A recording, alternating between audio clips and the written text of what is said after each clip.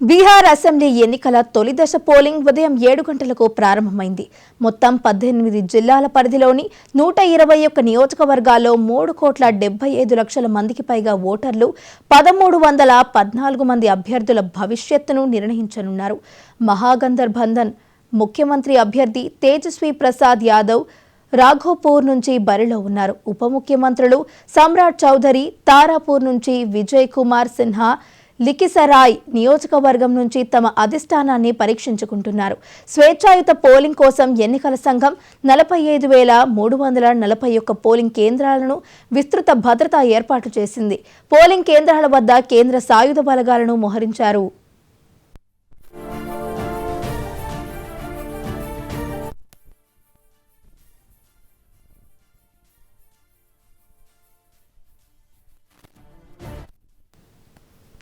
బీహార్లో అధికార ఎన్డీఏ ప్రతిపక్ష మధ్య తొలి దశ పోలింగ్ హోరాహోరీగా సాగుతోంది. ఈ దశలో ఎన్డీఏ కూటమికి చెందిన జేడీ 57 స్థానాల్లో, బీజేపీ 48 స్థానాల్లో, ఎల్జేపీ 14 స్థానాల్లో పోటీ పడనున్నాయి. మహాగఠబంధన్ తరఫున ఆర్జేడీ 73 స్థానాల్లో, కాంగ్రెస్ 24, వామపక్షాలు 20 స్థానాల్లో పోటీ చేస్తున్నాయి. మొత్తంగా 1,314 మంది అభ్యర్థులు బరిలో ఉండగా వారిలో 122 మంది మహిళా అభ్యర్థులు ఉన్నారు. జన్ సురాజ్ పార్టీ 119 నియోజకవర్గాల్లో, ఐఐపీ 3 చోట్లు పోటీ చేస్తున్నాయి.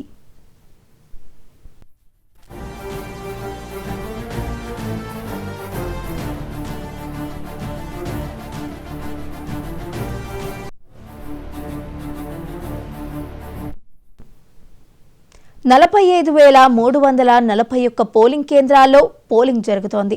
రాష్ట్ర పోలీసులతో పాటు సిఏపీఎఫ్ బలగాలతో పటిష్ట భద్రతను ఏర్పాటు చేశారు. ఉదయం 7 గంటలకు ప్రారంభమైన పోలింగ్ సాయంత్రం 6 గంటల వరకు కొనసాగుతుంది. కొన్ని సున్నిత ప్రాంతాలైన సుమ్రి, బఖ్తియార్పూర్, తారాపూర్, మంగేర్ వంటి నియోజకవర్గాల్లో సాయంత్రం 5 గంటలకే పోలింగ్ ముగుస్తుంది. తొలి దశలో 926 ఆల్ ఉమెన్ పోలింగ్ బూతులు, 107 దివ్యాంగులు నిర్వహించే బూతులు, అన్ని సౌకర్యాలతో కూడిన 320 మోడల్ బూత్లను ఏర్పాటు చేశారు. పారదర్శకత కోసం అనేక బూత్లలో వెబ్కాస్టింగ్ సౌకర్యం కూడా ఏర్పాటు చేశారు.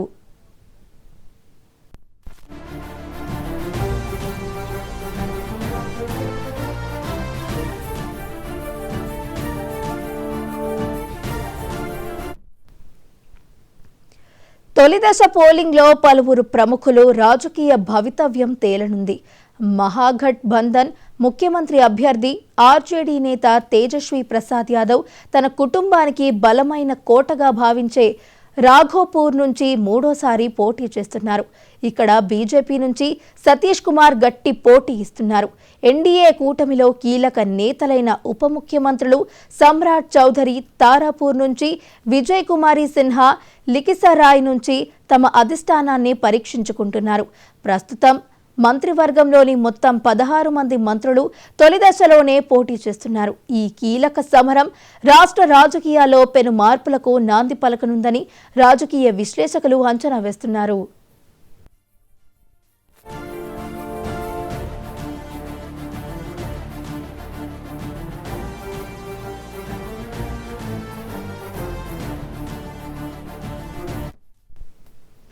గత దశాబ్ద కాలంలో బీహార్లో తొలి దశ పోలింగ్ సరళిలో పెరుగుదల కనిపిస్తోంది.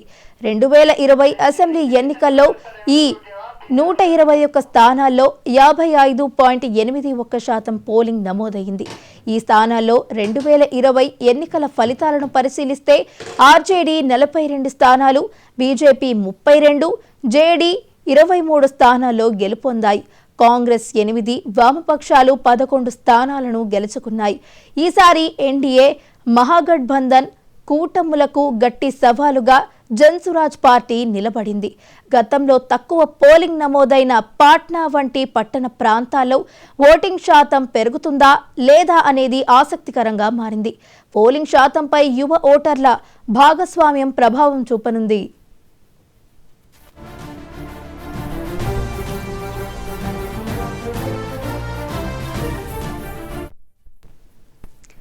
తొలిదశ పోలింగ్ ప్రచారంలో పలు కీలక అంశాలు, వివాదాలు చర్చకు వచ్చాయి. బీజేపీ నాయకులు ఆర్జేడీ పాలనను మళ్లీ జంగల్ రాజ్ వస్తుందని హెచ్చరించడం ప్రధానాంశమైంది. దీనికి తేజస్వి యాదవ్ ఉద్యోగాలు, అభివృద్ధిపై దృష్టి పెట్టాలని కౌంటర్ ఇచ్చారు. మోకామా నియోజకవర్గంలో జన్సురాజ్ కార్యకర్త హత్య, జేడీ అభ్యర్థి అనంత సింగ్ అరెస్టు వంటి ఘటనలు ఉద్రిక్తతకు దారితీశాయి.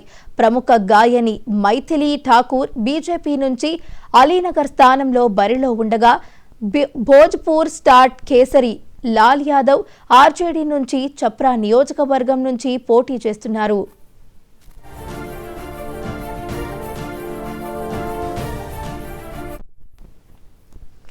ఎన్నికల బరిలో ప్రధాన కూటములుగా ఉన్న కొన్ని నియోజకవర్గాల్లో కూటముల మధ్య అంతర్గత పోటీ కూడా నెలకొంది. రాజ్పాకర్, బాచ్వారా, బల్డౌర్, గౌరబోరం, బీహార్ షరీఫ్ వంటి 5 నియోజకవర్గాల్లో మహాగఠబంధన్ భాగస్వామ్య పక్షాల మధ్య స్నేహపూర్వక పోటీ ఏర్పడింది.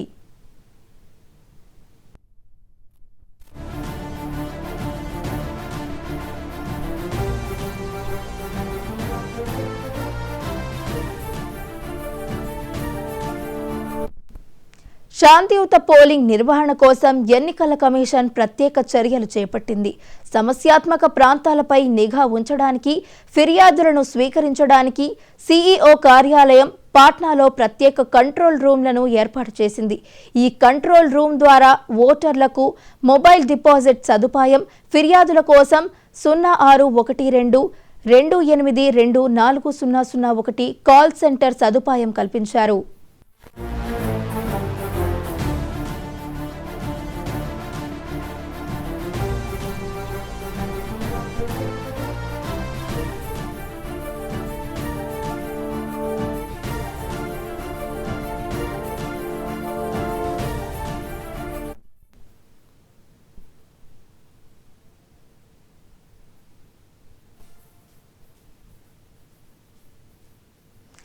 బీహార్ ఎన్నికల్లో ఇటు పట్టణ అలాగే గ్రామీణ ప్రాంతాల మధ్య అయితే పోలింగ్ సరళిలో స్పష్టమైన వ్యత్యాసం అయితే కనిపిస్తుంది. ఇక ఇదే అంశానికి సంబంధించి మరింత సమాచారాన్ని మా Delhi bureau chief Shirish live లో అందించడానికి సిద్ధంగా ఉన్నారు. శిరీష్, చెప్పండి. వైష్ణవి, ఉదయం 7 గంటలకు బీహార్లో మొదటి దశ ఎన్నికల పోలింగ్ అనేది కూడా ప్రారంభమైంది. 6 గంటలకే పోలింగ్ కేంద్రాలకు ఏజెంట్లు కూడా చేరుకున్నారు. మాక్ పోలింగ్ అనేది కూడా నిర్వహించిన తర్వాత బ్యాలెట్ బాక్సులన్నింటినీ కూడా సీల్ చేయడం కూడా జరిగింది. అంటే ఓటింగ్కి అనుకూలంగా మార్చడం కూడా జరిగింది. 7 గంటలకు పోలింగ్ అనేది కూడా ప్రారంభమైంది. కొన్ని ప్రాంతాల్లో సాయంత్రం 6 గంటల వరకు, మరికొన్ని ప్రాంతాల్లో సాయంత్రం 5 గంటల వరకు కూడా పోలింగ్ అనేది కూడా జరగనుంది. మొత్తం 121 నియోజకవర్గాలు, 18 జిల్లాల పరిధిలో ఈ పోలింగ్ అనేది కూడా నిర్వహించేందుకు కేంద్ర ఎన్నికల సంఘం ఏర్పాట్లన్నీ కూడా చేసింది. అయితే దేశ రాజకీయాలలో కీలకంగా భావిస్తున్న బీహార్ అసెంబ్లీ ఎన్నికల పోలింగ్ పైనే దేశమంతా కూడా దృష్టి అనేది కూడా కేంద్రీకరించడం జరిగింది. మొదటి విడతలో 121 నియోజకవర్గాలంటే కూడా 18 జిల్లాల్లో కూడా ఉన్నాయి. ఇందులో ఓటింగ్ అనేది కూడా నిర్వహించేందుకు కేంద్ర ఎన్నికల సంఘం అన్ని రకాల ఏర్పాటు అనేది కూడా చేసింది. ముఖ్యంగా బీహార్లో చెదురుమదురు ఘటనలు, హింసాత్మక సంఘటనలన్నింటి కూడా చోటు చేసుకునేందుకు ఆస్కారం అనేది కూడా ఉంది. కాబట్టి ఇక్కడ స్వేచ్ఛాయుతంగా, నిష్పక్షపాతంగా, శాంతియుతంగా పోలింగ్ అనేది కూడా నిర్వహించేందుకు కేంద్ర ఎన్నికల సంఘం అన్ని రకాల చర్యలేంటి కూడా తీసుకోవడం కూడా జరిగింది. ముఖ్యంగా పోలింగ్ అనేది ఉదయం 7 గంటలకు ప్రారంభమై సాయంత్రం 5 గంటలకు ముగుస్తుంది. అయితే కొన్ని భద్రతా కారణాల వల్ల కొన్ని ఏరియాల్లో ఈ పోలింగ్ అనేది కూడా, అంటే ముఖ్యంగా 56 పోలింగ్ కేంద్రాల్లో సాయంత్రం 5 గంటలకే ఓటింగ్ అనేది కూడా కంప్లీట్ చేస్తారు. దీనికి సంబంధించి ఎన్నికల సంఘం నుంచి ఆదేశాలన్నింటి కూడా జారీ కావడం కూడా జరిగింది. తారాపూర్, అదేవిధంగా ముర్గేర్, జమల్పూర్, దాంతోపాటుగా మిహిర్షి ఇలాంటి కొన్ని సమస్యాత్మక ప్రాంతాల్లో సాయంత్రం 5 గంటలకే పోలింగ్ ముగుస్తుందని చెప్పేసి కూడా కేంద్ర ఎన్నికల సంఘం ఇప్పటికే ప్రకటించడం కూడా జరిగింది. సో మొత్తం మీద కూడా పోలింగ్ కేంద్రాల సంబంధించి మొత్తం 45,341 పోలింగ్ కేంద్రాలంటే కూడా 121 నియోజకవర్గాల కోసం 18 జిల్లాల పరిధిలో ఏర్పాటు చేయడం కూడా జరిగింది. దాంతోపాటుగా ఇక్కడ నుంచి వెబ్కాస్టింగ్ అనేది కూడా ఏర్పాటు చేశారు. అంటే ప్రతి పోలింగ్ కేంద్రం నుంచి కూడా వీడియో సదుపాయం అనేది కూడా ఏర్పాటు చేయడం కూడా జరిగింది. అయితే ఈ ముఖ్యంగా ఈ సమస్యాత్మక ప్రాంతాలతో పాటుగా ఎన్నికలంటే కూడా స్వేచ్ఛగా, నిష్పక్షపాతంగా జరిగేందుకు రాష్ట్ర భద్రతా బలగాలతో పాటుగా కేంద్ర భద్రతా బలగాలను కూడా పెద్ద ఎత్తున మోహరించడం జరిగింది. సెంట్రల్ పారామిలిటరీ ఫోర్స్ను కూడా ఆ సమస్యాత్మక ప్రాంతాలకు కూడా తరలించారు. సో మొత్తం మీద కూడా 926 ఉమెన్ పోలింగ్ బూతులన్నిటి కూడా ఏర్పాటు చేసినట్లుగా కూడా బీహార్ ఎన్నికల సంఘం చెబుతోంది. దాంతోపాటుగా 107 దివ్యాంగులు అంటే వికలాంగుల కోసం ప్రత్యేక పోలింగ్ బూతులన్నిటి కూడా ఏర్పాటు చేయడం కూడా జరిగింది. దాంతోపాటుగా 320 మోడల్ పోలింగ్ బూతులన్నిటి కూడా ఇక్కడ ఏర్పాటు చేశారు. సో మొత్తం మీద కూడా ఓటర్కి మొబైల్ డిపాజిట్ సదుపాయం అంటే మొబైల్ను ఎట్టి పరిస్థితుల్లో కూడా పోలింగ్ కేంద్రాల్లోకి అనుమతించమని చెప్పేసి కూడా స్పష్టం చేశారు. సో ఓటింగ్ వేయడానికి వచ్చే ఓటర్లు ఎవరైతే ఉంటారో వాళ్ళు తమ యొక్క మొబైల్లను డిపాజిట్ చేసేందుకు డిపాజిట్ కేంద్రాలంటివి కూడా ఏర్పాటు చేయడం కూడా జరిగింది. అయితే ఎక్కడైనా చెదురుమరి సంఘటనలు కానీ రిగ్గింగ్ కానీ లేకపోతే హింసాత్మక ఘటనలు కానీ చోటు చేసుకుంటే వాటికి సంబంధించి ఫిర్యాదు అనేది కూడా చేసేందుకు కంట్రోల్ రూమ్ అనేది కూడా ఏర్పాటు చేయడం కూడా జరిగింది. బీహార్ రాజధాని పాట్నాలోని చీఫ్ ఎలక్షన్ కమిషనర్ కార్యాలయంలో ఈ కంట్రోల్ రూమ్ అనేది కూడా ఏర్పాటు చేశారు. సో మొత్తం మీద కూడా 3.75 కోట్ల మంది ఓటర్లు ఈ మొదటి విడతలో 121 నియోజకవర్గాల పరిధిలో తమ యొక్క ఓటింగ్ హక్కును వినియోగించుకున్నారు. ఇందులో కనుక చూసినట్లయితే దాదాపు 1314 మంది అభ్యర్థులు 121 నియోజకవర్గాల పరిధిలో పోటీలో కూడా ఉన్నారు. ఇందులో మహిళా అభ్యర్థులు 122 మంది బరిలో ఉన్నట్లుగా కూడా తెలుస్తుంది. ముఖ్యంగా ఇక్కడ పోటీ అనేది ఎన్డీఏ భాగస్వామ్య కూటమి అదేవిధంగా మహాగఠబంధన్కు మధ్యనే ఈ ప్రధానంగా పోటీ అనేది కూడా ఉంది. ఎన్డీఏ భాగస్వామ్య పార్టీల నుంచి కనుక చూసినట్లయితే ఈ 121 నియోజకవర్గాల పరిధిలో జేడీయూ 57 స్థానాల్లో పోటీ చేస్తుంటే బీజేపీ 48 స్థానాల్లో పోటీ చేస్తుంది. అదేవిధంగా ఎల్జేపీ 14 స్థానాల్లోనూ అదేవిధంగా రాష్ట్రీయ లోక్ మోర్చా అనే పార్టీ 2 స్థానాల్లో కూడా పోటీ చేస్తోంది. ఇక మహాగఠబంధన్ విషయానికి వస్తే మహాగఠబంధన్లో ఆర్జేడీ 73 నియోజకవర్గాల్లోనూ కాంగ్రెస్ 24, సిపిఎంఎల్ 14 నియోజకవర్గాల్లోనూ వీఐపీ అనే పార్టీ 5, సిపిఎం పార్టీ 3, సిపిఐ 3 నియోజకవర్గాల్లో పోటీ చేస్తుంది. ఇక ప్రశాంత్ కిషోర్ రాజకీయ ఎన్నికల వ్యూహకర్త ప్రశాంత్ కిషోర్ ఏర్పాటు చేసిన జన్ స్వరాజ్ పార్టీ మొత్తం 121 నియోజకవర్గాలకు గాను 119 నియోజకవర్గాల్లో మాత్రమే తమ యొక్క అభ్యర్థుల్ని కూడా నిలబెట్టింది. అదేవిధంగా ఇండియన్ ఇంక్లూజివ్ పార్టీ అనేది ఈ మిగిలిన 3 నియోజకవర్గాల్లో కూడా పోటీ చేస్తుంది. ఇవి రెండు కూడా కలిసి ఎన్నికల బరిలో కూడా ఉన్నాయి. సో మొత్తం మీద కనుక చూసినట్లయితే మహాగఠబంధన్లోని ఒక 5 నియోజకవర్గాల్లో అంతర్గత పోటీ అనేది కూడా ఉంది. అంటే ఇక్కడ వివిధ పార్టీలకు సంబంధించిన అభ్యర్థులు పోటీగా నిలబెట్టడం కూడా జరిగింది. ముఖ్యంగా రాజ్ పాకర్ అదేవిధంగా బచ్వారా, బెల్హార్, గౌరవబోరం, బీహార్ షరీఫ్ అనే చోట్ల మహాగఠబంధన్లోని పార్టీల ఒకరి మీద ఒకరు అభ్యర్థులను కూడా నిలుపుకోవడం కూడా జరిగింది. సో మొత్తం మీద కనుక చూసినట్లయితే ఈ ఎన్నికల్లో కనుక ప్రముఖ నాయకులు కొంతమంది పోటీ చేస్తున్నారు. ఇందులో ఉప ముఖ్యమంత్రులు సామ్రాట్ చౌదరి అదేవిధంగా విజయ్ కుమార్ సిన్హా బీజేపీ నుంచి ఈ మొదటి విడత ఎన్నికల పోలింగ్లో తమ యొక్క అదృష్టాన్ని పరీక్షించుకోనున్నారు. దాంతోపాటుగా ప్రస్తుతం రాష్ట్ర మంత్రివర్గంలోని 16 మంది మంత్రులు కూడా ఈ 121 నియోజకవర్గాల పరిధిలో పోటీ చేస్తున్నారు. ఇక మహాగఠబంధన్ నుంచి సీఎం అభ్యర్థి తేజస్వి యాదవ్ రాఘోపూర్ అనే ప్రాంతం నుంచి 3వ సారి పోటీ చేస్తున్నారు. ఆయన 3వ సారి కూడా అక్కడి నుంచి గెలిచే అవకాశాలు ఉన్నట్లుగా కూడా తెలుస్తోంది. ఏదేమైనప్పటికీ ప్రస్తుతంగా అయితే పోలింగ్ అనేది అయితే ప్రశాంతంగా జరుగుతుంది. మరికొద్ది సేపట్లో అంటే 9 గంటలకల్లా ఈ మొదటి 2 గంటల్లో నమోదైన పోలింగ్ శాతాన్ని కేంద్ర ఎన్నికల సంఘం అధికారికంగా నియోజకవర్గాల వారీగా విడుదల చేసే అవకాశం కూడా ఉంది. వైష్ణవి, శిరీష్, అయితే గతంలో ఏవైతే ప్రాంతాల్లో పోలింగ్ అంటే తక్కువ పోలింగ్ నమోదైన ప్రాంతాల్లో అంటే ఈసారి ఓటింగ్ శాతం పెరుగుతుందా లేదా అనేది చూసుకున్నట్టయితే ఎంతో అంటే ఆసక్తికరంగా మారిందని చెప్పాలి. అయితే ఈ పోలింగ్ శాతంపై యువ ఓటర్ల భాగస్వామ్యం ఏ విధంగా ప్రభావం చూపే అవకాశం ఉందంటారు?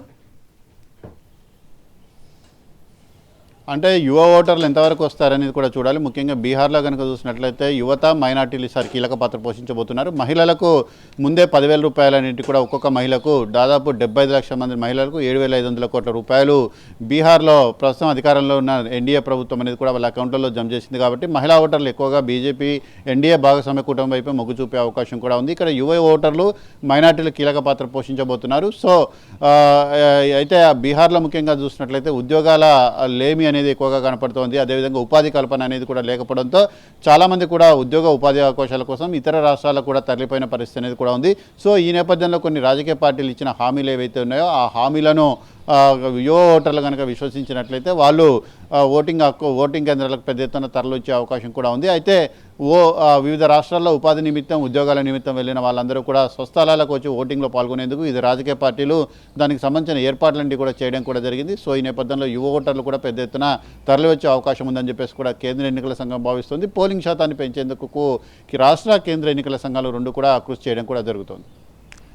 శిరీష్, అయితే మరోవైపు ఇటు గ్రామీణ ప్రాంతాల్లో చూసుకున్నట్టయితే పోలింగ్ పెరుగుదల కనిపించినప్పటికీ కూడా పట్టణ కోర్ ప్రాంతాల్లో అయితే ఓటింగ్ పెంచడం ఇటు ఎన్నికల సంఘానికి సవాలుగా మారే అవకాశం ఉందంటారా? ఎక్కడైనా కూడా దేశవ్యాప్తంలో ఉన్న ప్రధాన సమస్య ఇది. ఎందుకంటే గ్రామీణ ప్రాంతాల్లో ఓటర్లు ఉత్సాహంగా ఓటింగ్ ప్రక్రియలో పాల్గొంటారు. కానీ పట్టణ ప్రాంతాల ఓటర్లు కనుక చూసినట్లయితే కొంత నిర్లక్ష్యం అనేది కూడా ఉంటుంది. అదేవిధంగా వివిధ కారణాలంటివి కూడా దానికి ముడిపడి ఉంటాయి. సో ఈ నేపథ్యంలో పట్టణ పోలింగ్ను కూడా పెంచేందుకు కేంద్ర ఎన్నికల సంఘం విస్తృతంగా ప్రచారం అనేది కూడా నిర్వహించింది.